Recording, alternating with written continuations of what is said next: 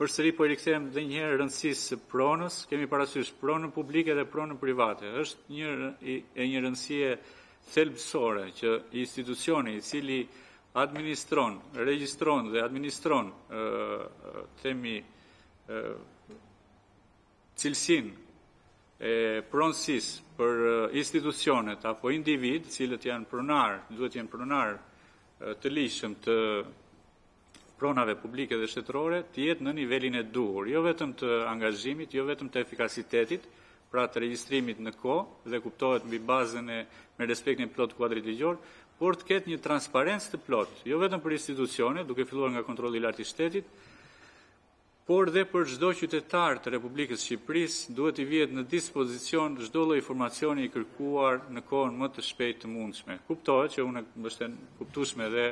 nga kërkesa e punës mbase e këtij institucioni pra ASHK-s, por dua t'ju rikujtoj sepse institucioni i kontrollit i lartë të shtetit ju është drejtuar dhe më parë me kërkesa për të na suportuar, për të na mbështetur në këto procese, pra në proceset audituese në ASHK, pasi deri në këtë moment ne nuk kemi mundur që të marrim akses qoftë minimal në të dhëna të këtij institucioni me themi arsye të cilat